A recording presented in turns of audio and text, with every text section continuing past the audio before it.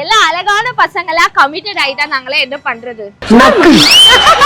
என்கிட்ட இருக்கிற நல்ல விஷயம் எல்லாரையும் நேசிக்கணும். நானும் உங்களை நேசிக்கிறேன். நன்றி. காமம் இல்லாததுதான் காதல். நோட் பண்ணுங்கப்பா பின்றாம்பா. நம்ம அப்போ பண்ணது தப்பு தான் அப்படின்னு அவன் அனலைஸ் பண்ணுவான். அதை வேற ஞாபகப்படுத்திட்டீங்க. நெஞ்சமெல்லாம் பொண்ணா இருக்கு தம்பி. இப்போ ஒரு காதல் கோட்டை படம் பார்த்துருக்க 2 பேருமே பார்த்துருக்க மாட்டாங்க. ஆனா வந்து அந்த காதல் வந்து சூப்பரா இருக்கும். அப்ப அந்த இடத்துல வந்து என்ன இருக்கு? காதல் மட்டும்தான் இருக்கும். அழகு இல்லை, அந்த பொண்ணு எந்த கலர்ல இருக்குன்னு யாருக்குமே தெரியாது. சரியா? காதலை வந்து அதாவது வந்து மனப்பூர்வமா அது பாத்தீங்கன்னா அது மிகப்பெரிய அழகு. அது ஒரு பொக்கிஷம். இந்த மாதிரி எல்லாம் பேச சொல்லி யாரா சொல்லி கொடுக்குறா? ஏன் அக்செப்ட் பண்ணிக்கல? எனக்கு வந்து நிறைய பிரச்சனை இருக்கு. அதாவது வந்து ஃபேமிலி பிரச்சனை தான். அது வந்து ஓப்பனா வந்து என்னோட தனிப்பட்ட விஷயம் வந்து இப்போ நீ மைக் ஆஃப் பண்ணிட்டா நான் உங்ககிட்ட சொல்லலாம். இப்போ என்னோட பண்ணியாச்சு நினைச்சிட்டு சொல்லுங்க. தம்பி காமெடி வேண்டாம், நான் சொல்லிட்டேன். நானு காமெடி பண்ணாத. கொஞ்சம் கத்தாம பொறுமையா பேசுங்க. எனக்கு கொஞ்சம் பயப்படுற கேரக்டர். நான் கத்தவே இல்லையே, பொறுமையா தானே சொன்னேன். நீங்க பேசுறது ரக்கடா இருக்க மாதிரி இருக்கு, இந்த ரவுடி பையா மாதிரி. அதனால கொஞ்சம் சாஃப்டா பேசுங்க. நான் சாஃப்டா தான் பேசுறேன். சரி, கோவம் வருமா உங்களுக்கு? எதுக்காக கோவப்படணும்? எந்த மாதிரி விஷயத்துக்கு கோவம் வரும்? ஆக்சுவலா வந்து சில விஷயங்களுக்கு மட்டும் தான் நம்ம கோவப்பட முடியும். சில விஷயங்கள் வந்து கோவப்படாம இருக்கிறது நல்ல விஷயம். இந்த அவமானம் உனக்கு தேவையா? கோவம் வருமா வராதா? வரும், ஆனா வராது. கோவம் வந்தா என்ன பண்ணுவீங்க? ஃபர்ஸ்ட் விஷயம், எனக்கு கோவம் வந்தா நான் இத பண்ணுவேனா என்ன பண்ணுவீங்க? சைலண்டா போய் தூங்குங்க. எனக்குன்னே வருவீங்களாடா? ஏன்ட்ட சரசம் பண்றக்கே ஓட்டா போய் உங்களை பெற்றுறாங்களா? சரி, ஓகே. உங்க பேர் என்ன? நரேஷ்குமார். நரேஷ்குமார்னாலே பக்கத்துல தான் நிக்கணும். விவிலுங்க, அப்பதான் நீங்க தெரிவிங்க. இன்னும் என்ன நீ பைத்தியக்காரனவே நினைச்சு நிக்கிறல்ல நீ? சரி, ஓகே. கல்யாணம் ஆயிடுச்சா உங்களுக்கு? ஆகலையா? பொய் சொல்லாதீங்க. கூட அவனே கேட்கிறேன். கல்யாணம் ஆகல. என்ன வயசு ஆகுது உங்களுக்கு? 35.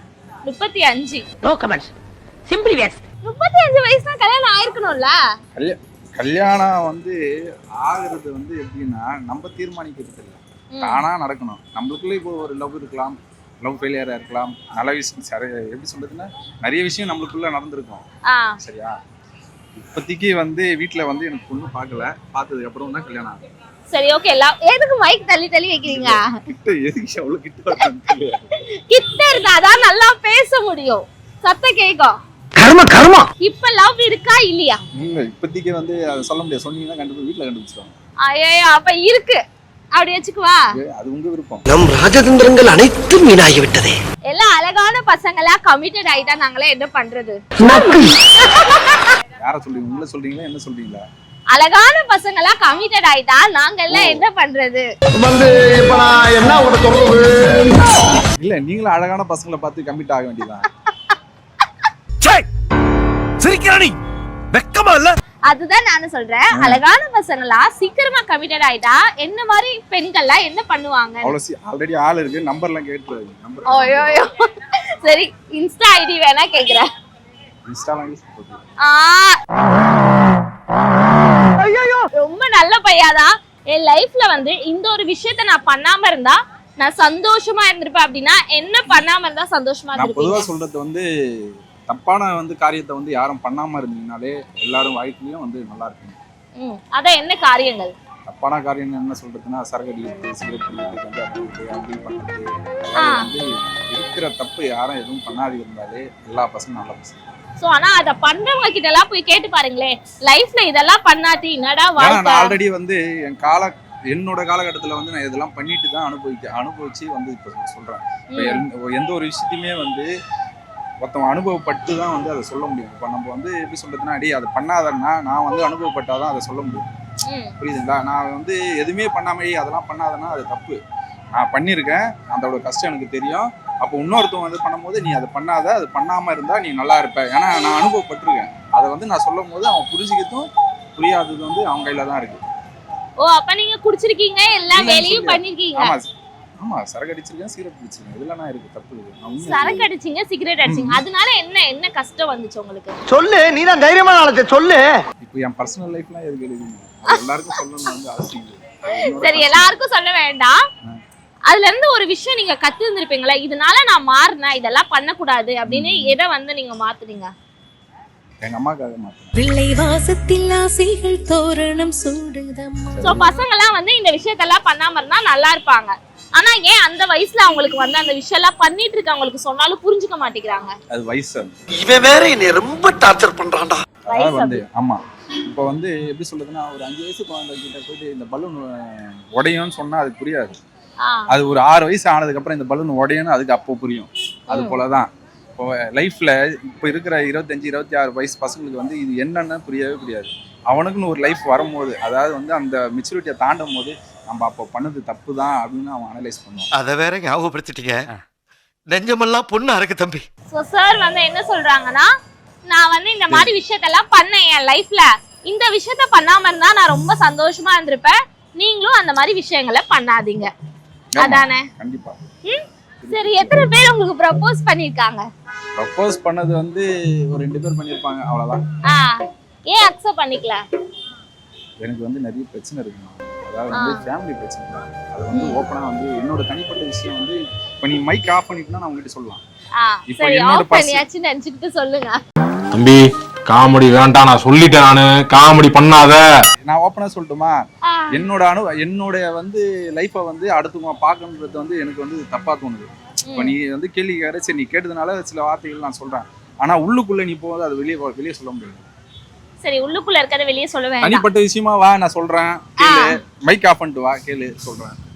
நான் தனியா அப்புறமா வரேன்.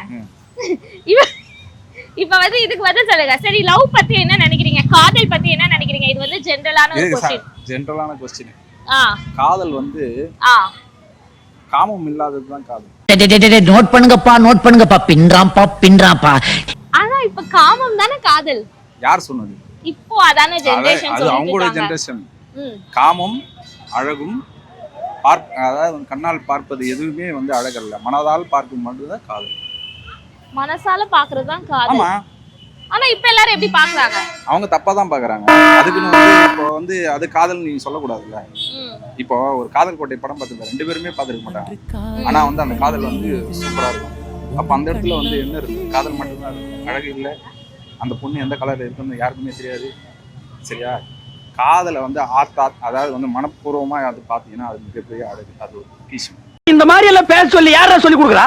சரி, ஓகே, காதல் வந்து ஒரு மனதுதான் வந்து என்னது, காமம் கிடையாது அப்படின்னு சொல்றீங்க. ஆனா இப்ப இருக்க ஜெனரேஷன்ல யாரு ரொம்ப வந்து அந்த காமத்துக்காகவே லவ் பண்றாங்க, கேர்ள்ஸா பாய்ஸா? 2 பேரையும் சொல்ல முடியல. அது அவங்களோட தனிப்பட்ட கருத்து, அவங்களோட தனிப்பட்ட விருப்பம். அது வந்து நம்ம வந்து எதுவுமே சொல்ல முடியாது. இப்போ ஒரு பொண்ணுக்கு ஒரு பையனை பிடிச்சிருக்குன்றது வந்து அது அவனோட உரிமை.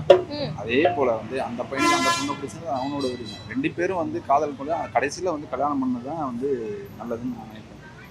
சரி, எந்த சைடு நான் கேள்வி கேட்டாலும் எல்லா சைடுமே கரெக்டா பதில் சொல்வீங்க. நான் எந்த சைடு போய் கேள்வி கேட்கறது எனக்கே தெரியல. சீக்கிரமா கல்யாணம் பண்ணிக்கோங்க, சந்தோஷமா இருங்க.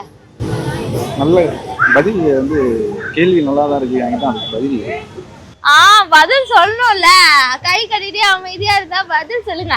சரி, உங்ககிட்ட இருக்க நல்ல விஷயங்கள் என்ன? என்கிட்ட இருக்கிற நல்ல விஷயம் எல்லாரையும் நேசிக்கணும். நானும் உங்களை நேசிக்கிறேன். நன்றி. சரி, கெட்ட விஷயம்? அதுதான் சொல்லிட்டேன் முன்னாடி. சரக்கு தம் எல்லாம். சரி, சரக்கு அடிச்சிருக்கீங்க, தம் அடிச்சிருக்கீங்க, இன்னும் என்னென்ன கெட்ட பழக்கம்? இந்த கேர்ள் ஃப்ரெண்ட் கில் ஃப்ரெண்ட் பொண்ணு டேட் பண்றது, பார்ட்டி பண்றது, அது பண்ணிருந்தா இன்னொரு கல்யாணம் ஆயிருக்கும் எனக்கு தான். உங்களுக்கு சீக்கிரமா கல்யாணம் ஆகணும்னு நான் வந்து கடவுள்கிட்ட வேண்டிக்கிறேன். உண்மையிலே உங்களுக்கு நல்ல மனசு, நல்லா இருப்பீங்க. ரொம்ப நன்றி. தேங்க்யூ. நன்றி.